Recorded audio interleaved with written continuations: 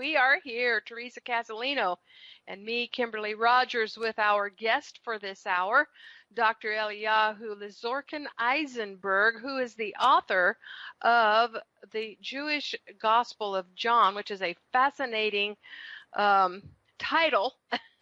Good morning, Dr. Eliyahu. Good morning to everyone.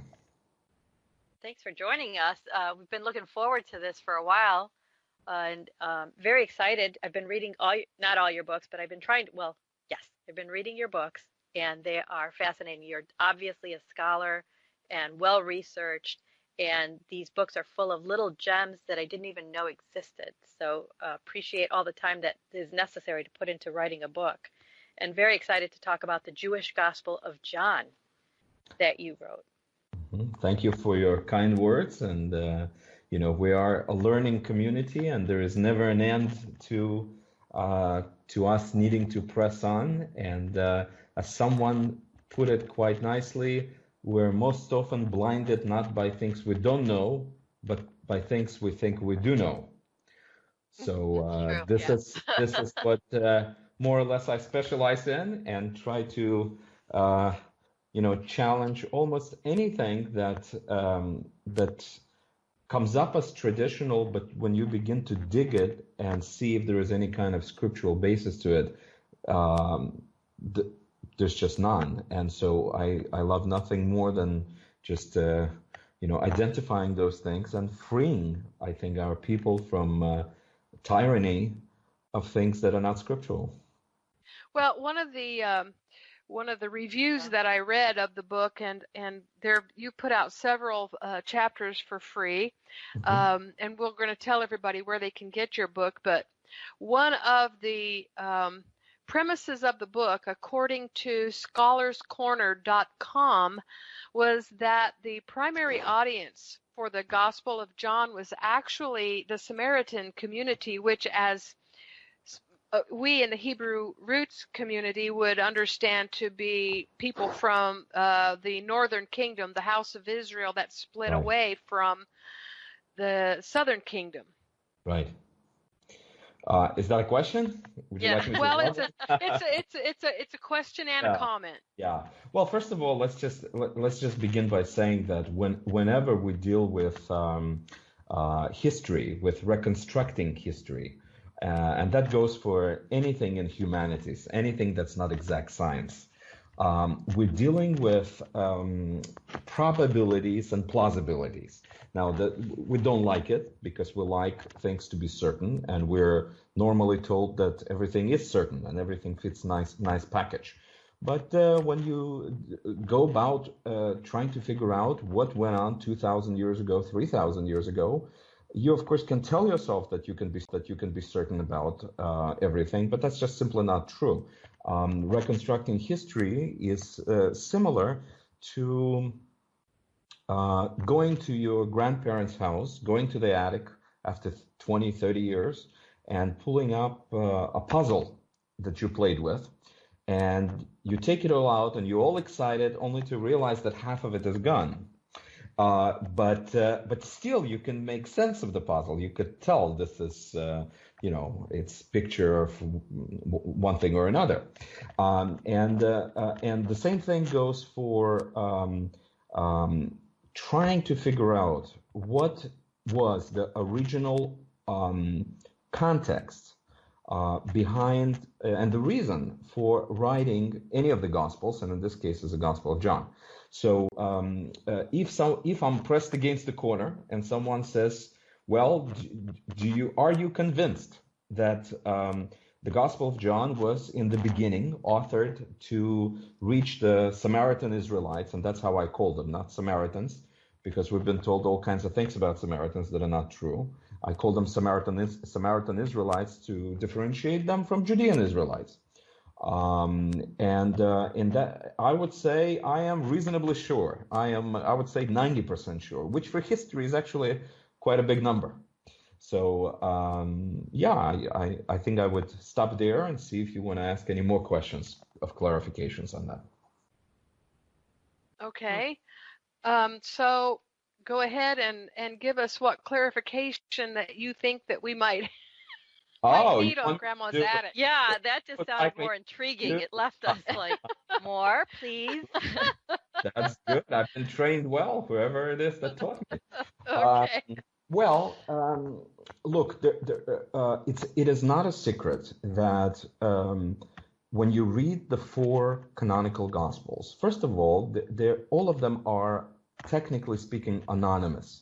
Now, I understand that we have names attached to them, Mark, Matthew, Luke, John, Yeah. but actually none of the manuscripts themselves, none of the text and ancient books didn't really have titles. People went basically by most of the times by the beginning of the beginning of the text, beginning of the first verse. A lot of times this was the title, and so it's later tradition that assigns the Mark, Matthew, Luke, John to our four Gospels. Now, for me, this calls for greater and deeper faith, and it doesn't actually discourage me. It just simply tells me that I have to get more serious about understanding the text itself. And so when you look at these Gospels that came to us under these traditional names. It is clear that three of them are very, very similar. 70% of them are almost verbatim the same. Okay, this is why they're called famously, synoptic, meaning looking together in the same direction. And John's gospel seems to have 90% of different kind of information. Now, one approach is to say, well, listen, it was all big mistake. It should have been one gospel, because after all, Jesus only lived once, right? So there is really one gospel. And so too bad it came out into one. So let's just go ahead and systematize it all into one, make it a nice package that fits.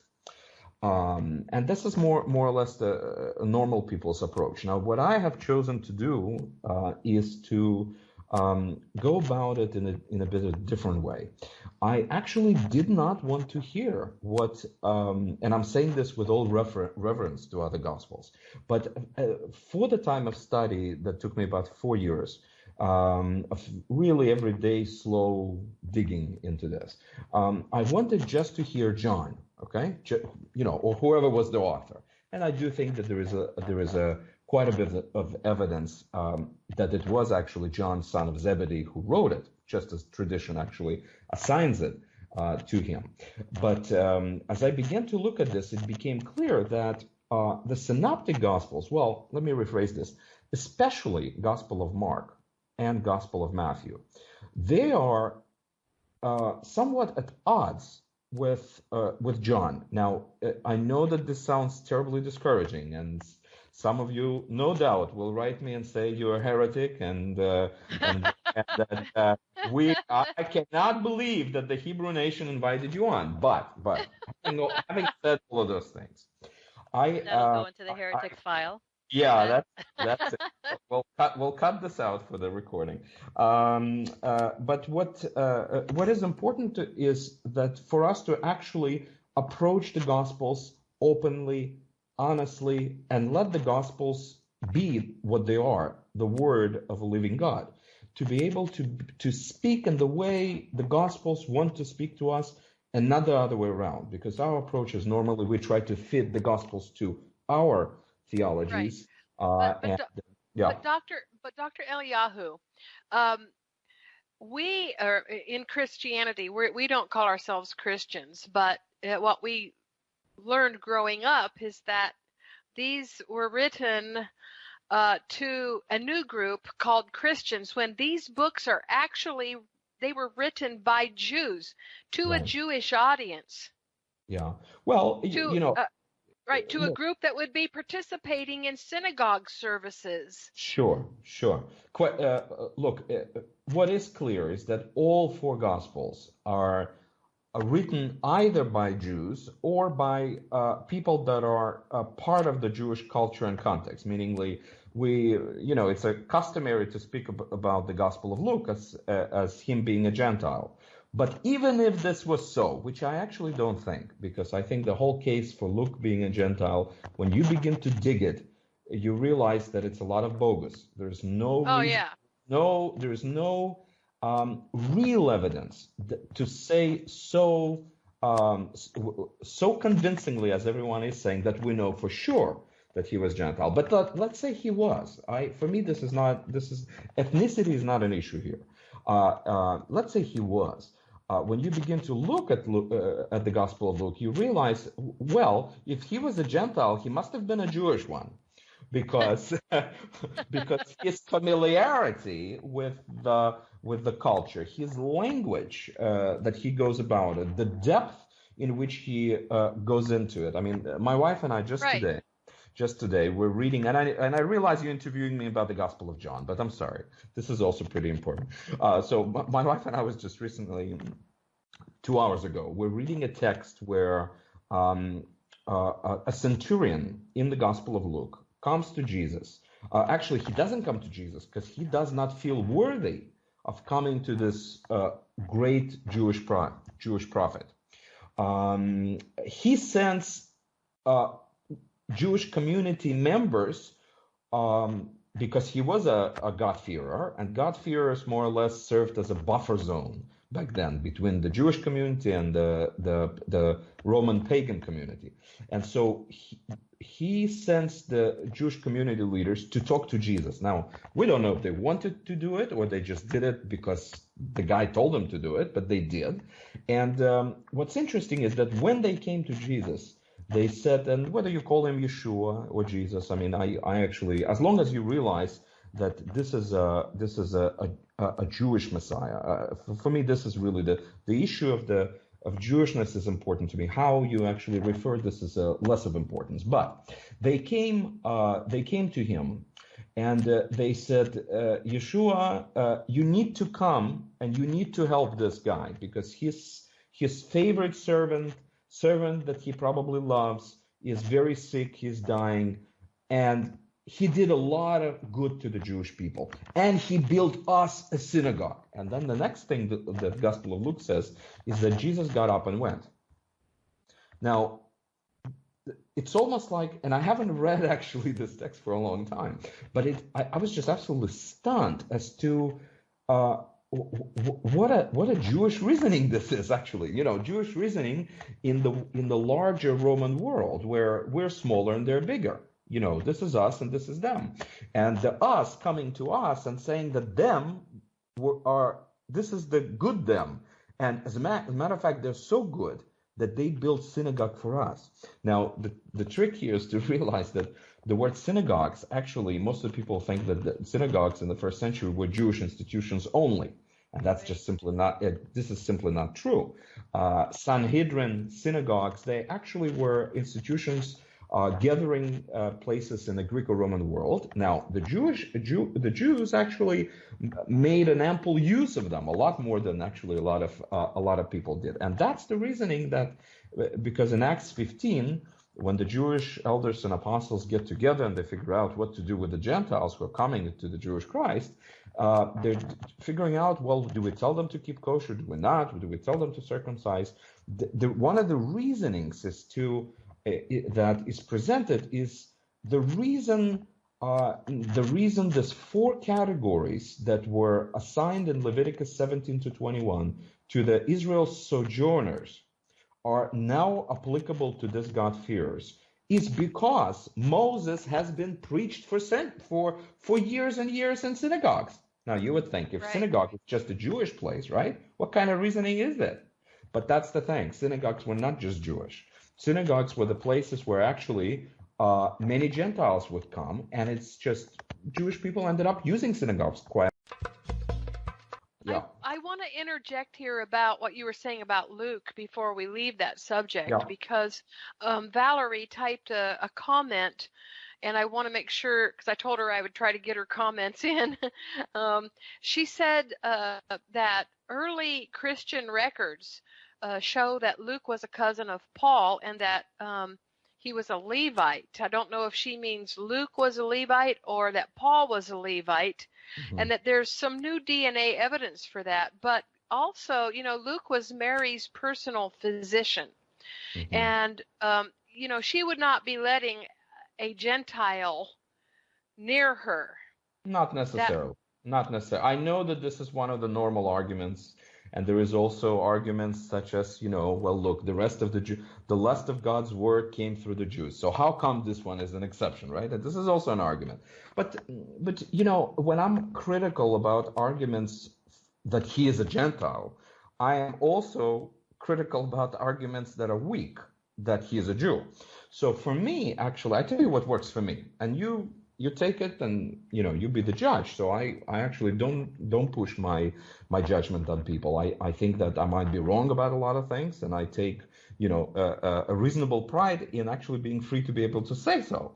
And so it allows other people to listen to me and consider, and it allows me to speak without too much of personal ego. Everyone's got it, but the more we're aware of it, the better scholarship we could do. All right, so back to what actually works for me, as to possibility of Luke being actually a Jew and not just a God-fearer, a Gentile who is friendly to Jews. First of all, what is the strongest argument against it? Meaningly, strongest argument for Luke being a Gentile, actually. The argument comes from the book of Colossians. Someone should look it up. I think it's Colossians 2. But the basic idea there is that Paul is mentioning people with Greek names that are of the circumcision, meaning they're actually Jews, because Jews always used to have two names. They would have a Hebrew name. They would have a, sort of like a Roman name, Greco-Roman right. name. That was a normal thing. And he mentions a bunch of people, and then he says, listen, these are the only Jews, the only people of circumcision that are working with me.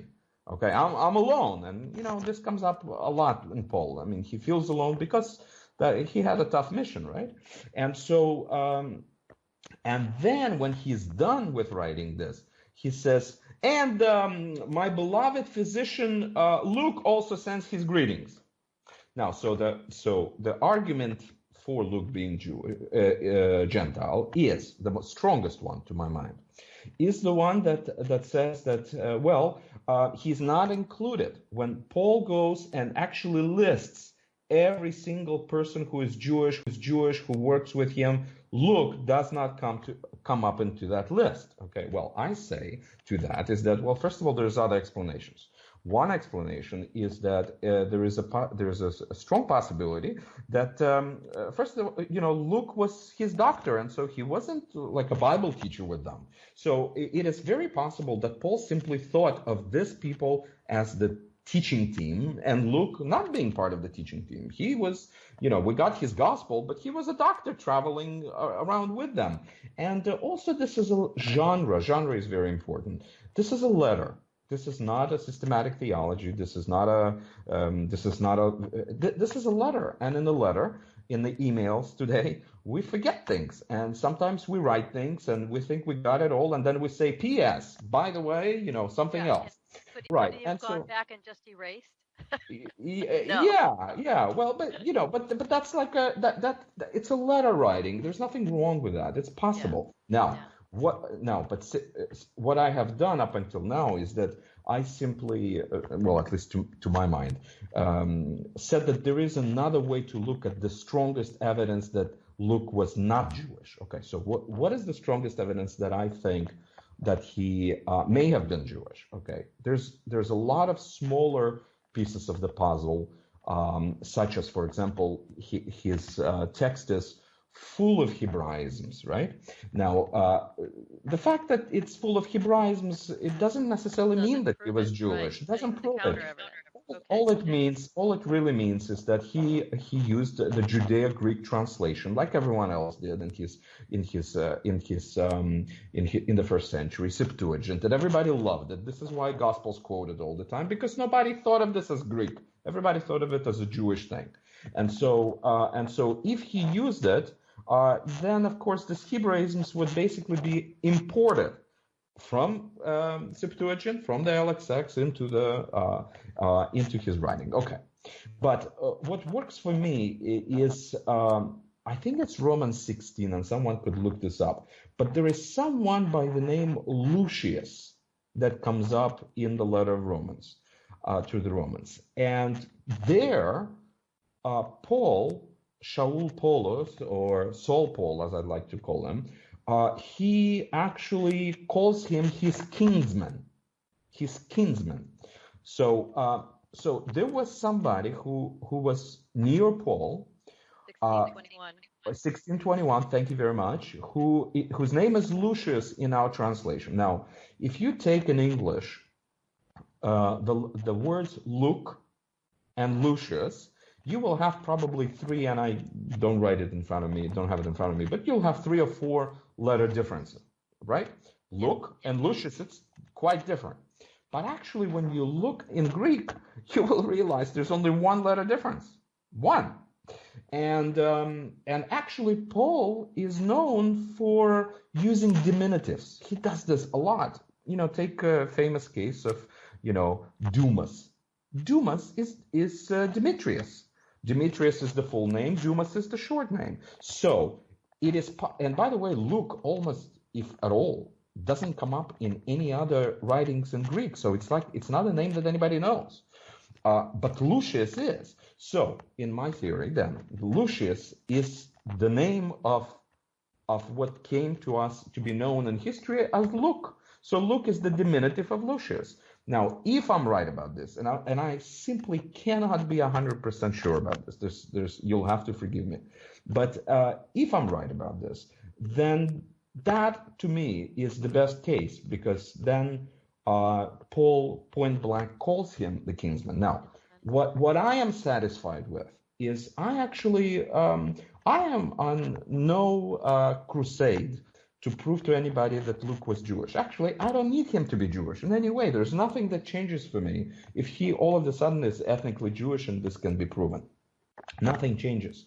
But what is important for me is, again, challenging the holy cows of the whether it's Christianity or whether it's Messianic Judaism or whatever it is. Anything that Dr. Eliu, we need to take a break in a couple of minutes, but I want to come back and talk about why it is important for you that people understand that the Gospel of John is a Jewish gospel. Welcome back to the second half hour of the Hebrew Nation Morning Show. In the first hour, we have Dr. Eli Lizorkin-Eyzenberg, who wrote the book, The Jewish Gospel of John. And Dr. Eliyahu, would you tell us where people can get a copy of your book? Well, Amazon.com is the best place to get it. It's also the cheapest way to get it. So it's priced in such a way that you simply can't refuse to buy it.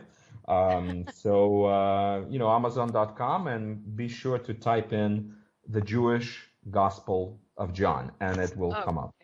Okay, and now we were going to go to the question about why it is important for people to understand the Jewishness, not only of the Gospel of John, but also of the other Gospels as well. Yeah. Okay, so what your question is? What is your question exactly? Why is it important for people to understand? I think it's mainly important to understand it because it brings you to the original meaning. Really, in the end, this is what both you and I, are so concerned about. We would like to know when the Gospels were first written, when Paul wrote his letters to the nations of the world. What did he mean by that? What did they mean by that? Today, if we read it 2,000 years later and we take our reference points, our terms, I already talked about synagogues. We all think synagogue is just a Jewish institution. Well, we will interpret ancient texts one way, but if we realize that they're coming from this Israelite stream, one of the many Israelite streams of the first century, our interpretation will be so much richer, really.